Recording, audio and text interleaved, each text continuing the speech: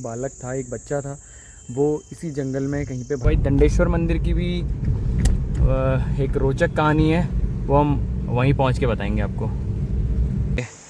एक चिता भी जल रही है। कहते हैं कि यहाँ पे ना भगवान भोलेनाथ के जो उन पे जल चढ़ा जाता है वही। तो जी हम लोग पहुँच चुके हैं भाई कुबेर देवता जी के मंदिर में, और सामने है जागेश्वर धाम। और जागेश्वर धाम जो ये जागेश्वर धाम का मंदिर है, इसे 12 ज्योतिर्लिंग में माना जाता है।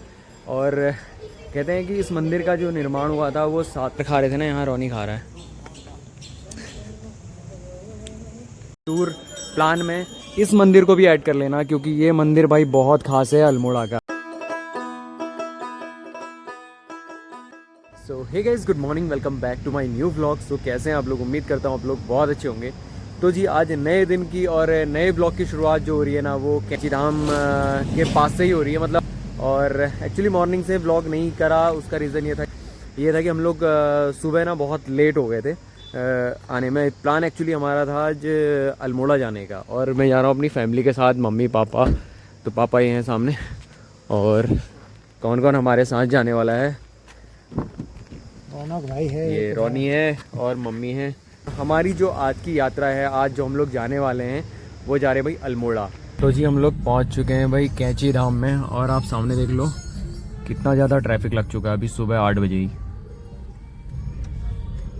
तो जी अभी यहाँ पे ट्रैफिक ख़त्म हो चुका है, और अभी हम लोग निकल गए हैं कैंची धाम से आगे को। और आज का जो हमारा प्लान है जाने का, हम लोग जा रहे हैं जागेश्वर धाम। और जागेश्वर धाम जाने से पहले हम लोग जाएंगे चितई गोलू देवता के मंदिर।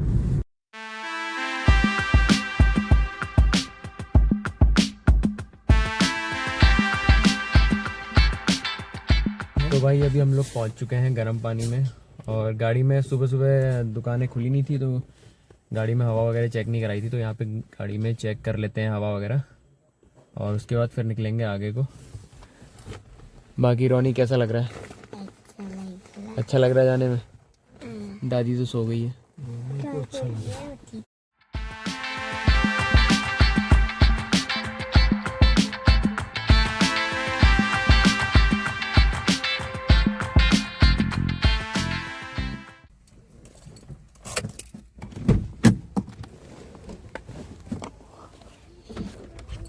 तो भाई हम लोग आ गए हैं चितई गोलू देवता में, और हमने गाड़ी पार्क कर दी है नीचे। बाकी मम्मी और पापा लोग तो वहीं पे मंदिर के गेट पे ही उतर गए थे। बाकी रोनी और मैंने गाड़ी पार्किंग करने के लिए आए हैं यहाँ पे। चलो फिलहाल ये रास्ता हमने नहीं देखा था, अब इस रास्ते में भी आ गए, क्योंकि हम लोग ज़्यादातर फ्रंट गेट से ही जाते थे। तो ये है भाई पार्किंग के पास वाला गेट, तो यहाँ से भी निकल सकते हैं। कौन सा मंदिर है? गोलू देवता का। चलो जी।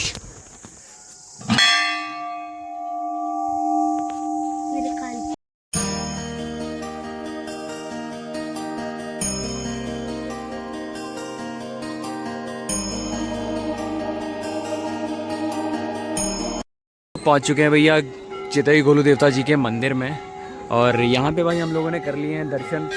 लाइन लगी है लंबी पहले, और आप देख सकते हो भाई जगह जगह यहाँ पे ये पूरा एरिया है। यहाँ पे आपको घंटी वगैरह सब कुछ दिखेंगी। यहाँ पे आपको लिखे हुए जो चिट्ठी वगैरह हैं वो सारी चीज़ें दिखेंगी। तो जी अगर आप अल्मोड़ा घूमने का प्लान कर रहे हैं, तो अल्मोड़ा के टूर प्लान में इस मंदिर को भी ऐड कर लेना, क्योंकि ये मंदिर भाई बहुत ख़ास है अल्मोड़ा का।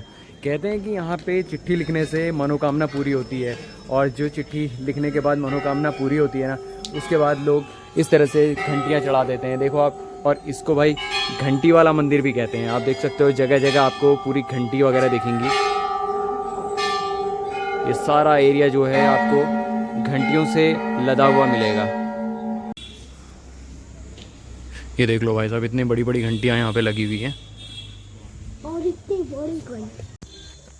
तो भाई चलो दर्शन वगैरह तो हो गए हैं, अब निकलते हैं अपनी गाड़ी की पार्किंग में, और निकलते हैं हम लोग यहाँ से आगे की तरफ। और आगे का प्लान जो है अपना, वो है जागेश्वर धाम का। तो जागेश्वर धाम यहाँ से लगभग 25 से 30 किलोमीटर के बीच में है।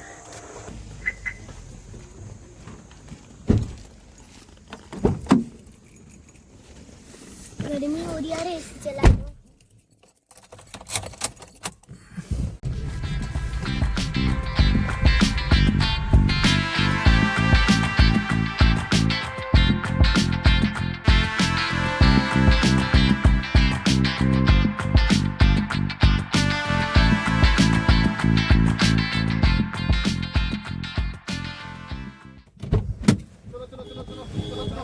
चलो चलो चलो चलो चलो चलो चलो बस भगवान बस।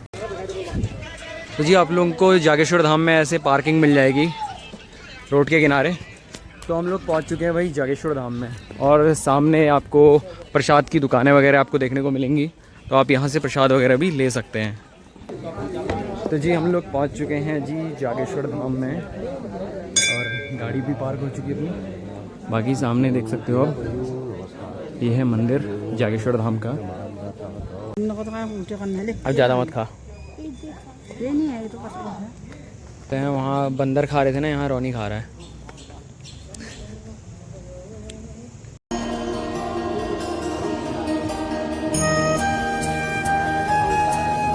जी अभी हम लोग आ गए हैं भाई जागेश्वर धाम में ज्योतिर्लिंग के पूजा करके, और सामने ये है महामृत्युंजय मंदिर, इसमें भी हम लोग होके आ गए। और बाकी ये पुष्टि माता का मंदिर है, यहाँ भी दर्शन करके आ गए हम लोग। जागेश्वर धाम का इतिहास 7वीं से 14वीं शताब्दी तक फैला हुआ है, जब यहाँ मंदिरों का निर्माण हुआ था। माना जाता है कि इसकी नींव राजा सालवान ने रखी थी, और कत्यूरी वंश के राजाओं ने कई मंदिरों का जीर्णोद्धार किया। यह धाम भगवान शिव को समर्पित है, और यहाँ की वास्तुकला नागर शैली में है। कत्यूरी वंश के राजाओं ने कई मंदिरों का पुनर्निर्माण करवाया, और चंद राजाओं के शासनकाल में भी यहाँ निर्माण कार्य हुआ। कुछ मान्यताओं के अनुसार आदिगुरु शंकराचार्य जी ने केदारनाथ जाने से पहले जागेश्वर धाम के कई मंदिरों का जीर्णोद्धार किया था। जागेश्वर धाम को भगवान शिव का निवास स्थान भी माना जाता है। यहाँ उन्होंने ध्यान और ज्ञान प्राप्त किया था। धार्मिक मान्यताओं के अनुसार यह भगवान शिव के 12 ज्योतिर्लिंग में से 8वां ज्योतिर्लिंग है। जागेश्वर धाम का इतिहास शिवलिंग पूजा की उत्पत्ति से जुड़ी है, जहाँ मान्यता है कि भगवान शिव के लिंग स्वरूप की पूजा सबसे पहले यहीं से शुरू हुई थी। यह उत्तराखंड के कुमाऊं क्षेत्र में स्थित 125 से अधिक मंदिरों का एक समूह है। यह धाम स्कंद पुराण, शिव पुराण जैसे प्राचीन ग्रंथों में भी वर्णित है। धाम आध्यात्मिक शक्ति का केंद्र माना जाता है।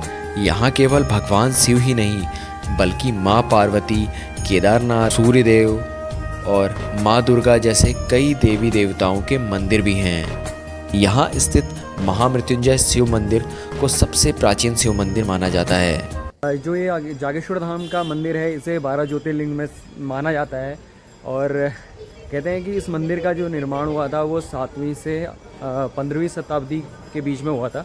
और ये जागेश्वर मंदिर का जो समूह है वो टोटल 125 मंदिरों का समूह है।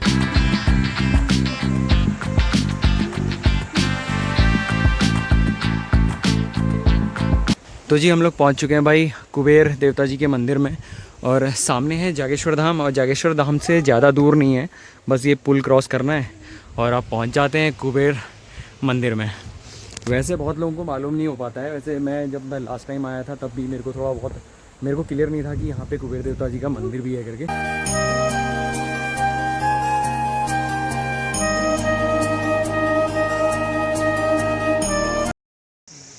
हैं, कैसा लगा पापा को? पापा तो पहले से कई बार आ चुके हैं। मम्मी फर्स्ट टाइम आई है और रोनी फर्स्ट टाइम आया है। मैं सेकंड टाइम आया हूँ, लेकिन हैं हाँ और क्या। कुबेर मंदिर में फर्स्ट टाइम आया हूँ, मेरे को मालूम नहीं था कुबेर मंदिर है करके। खाली जागेश्वर धाम में हो गया आ गया था। अभी पुल में चलेगा, मदारी पुल में, मदारी पुल। तो जी सामने आप देख रहे हो ना, ये जो नदी नीचे बह रही है इसे जटागंगा कहते हैं, और सामने एक चिता भी जल रही है। कहते हैं कि यहाँ पे ना भगवान भोलेनाथ उन पे जल चढ़ा जाता है, वही जल इस जटागंगा में आता है। और ये जटागंगा यहाँ से लगभग 2 से 3 किलोमीटर आगे है। वहाँ पे भगवान की जटाओं से ऐसा लगता है कि मतलब भगवान की जटाओं से वो पानी निकल रहा है, इसीलिए उसको जटागंगा के नाम से भी इस जगह को या इस पानी को, इस नदी को जटागंगा के नाम से जाना जाता है। तो जी यह है संग्रहालय, जहाँ पे भाई जागेश्वर धाम की जो ओरिजिनल मूर्तियाँ हैं ना वो यहीं पे रखी गई हैं। तो जी हम लोग अभी आ चुके हैं मंदिर में दर्शन वगैरह करके, और अभी हम लोगों का प्लान है जाने का। हम लोग जाएंगे दंडेश्वर मंदिर।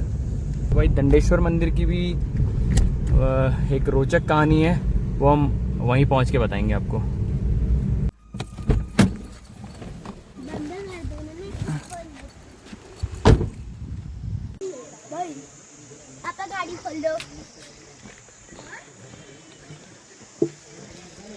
तो भाई ये मंदिर भी आर्कियोलॉजिकल के अंदर ही आता है। और हम लोग पहुंच चुके हैं भाई दंडेश्वर मंदिर में। दंडेश्वर मंदिर जागेश्वर मंदिर से 1 से 1.5 किलोमीटर पहले पड़ता है। तो अगर आप कभी भी जागेश्वर आते हैं तो आप इस मंदिर में भी विज़िट कर सकते हैं। तो ये भी प्राचीन मंदिरों में से एक है।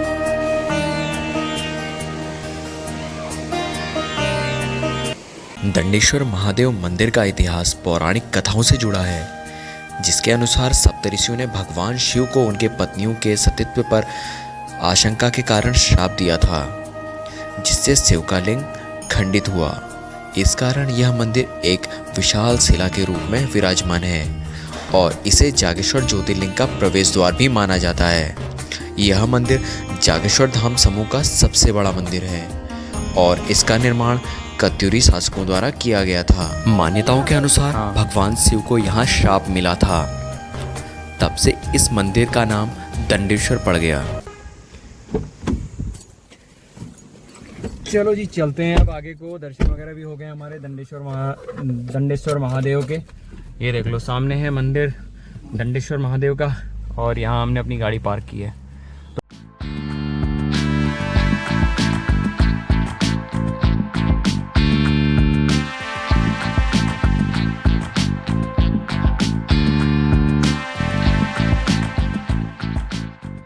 तो जी पहुँच गए हम लोग डाना गोलजू।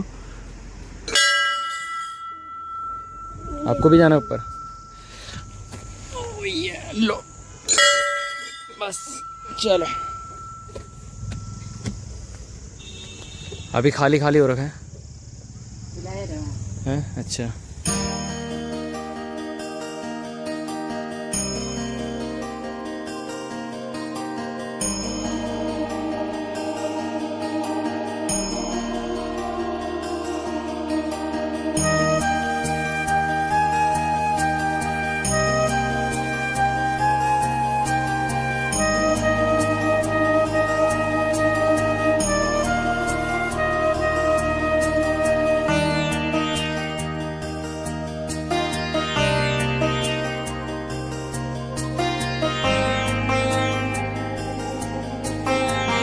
भाई डाना गोलू देवता के मंदिर में। और इस मंदिर की भाई बहुत ज़्यादा विशेषता है। कहा जाता है कि एक समय में ना एक बालक था, एक बच्चा था, वो इसी जंगल में कहीं पे भटक गया था। तो कहते हैं कि उस समय एक वृद्ध आदमी ने आवाज़ दी, उस बच्चे का नाम पुकार कर उसको आवाज़ दी थी। तो उस बच्चे को लगा कि मेरे बूबू हैं या मेरे जानने वाला कोई है जो मुझे बुला रहा है। तो वो उनके पास गया और उनका हाथ पकड़ के डाना गोलू देवता जो थे वो उसको बच्चे को घर छोड़ने के लिए गए। और जब बच्चे को घर छोड़ा और बच्चे ने जब अपने मम्मी पापा को बताया कि मेरे को छोड़ने के लिए एक बूबू आए थे, तो वो बाहर देखने के लिए जब गए ना तो उन्हें कोई दिखाई नहीं दिया। तो तब से लोगों का ये मानना है कि इस जगह को ना डाना गोलू देवता के नाम से माना जाता है। तो दोस्तों, आज मैंने अल्मोड़ा के आपको 3 सबसे खूबसूरत प्लेसेस को घुमाए। अगर आप कभी भी अल्मोड़ा घूमने का प्लान कर रहे हैं तो आप अपनी टूर आइटनरी में इन 3 प्लेसों को ज़रूर ऐड कर लेना। आपको आज की हमारी वीडियो कैसी लगी मुझे कमेंट करके ज़रूर बताना। अच्छी लगे हो तो लाइक करना और जिसके साथ अल्मोड़ा घूमने का प्लान कर रहे हैं उसको ये वीडियो ज़रूर शेयर करना। मिलते हैं फिर से किसी एक नई स्टोरी और एक नए प्लेस के साथ। तब तक के लिए जय हिंद, जय भारत, जय उत्तराखंड।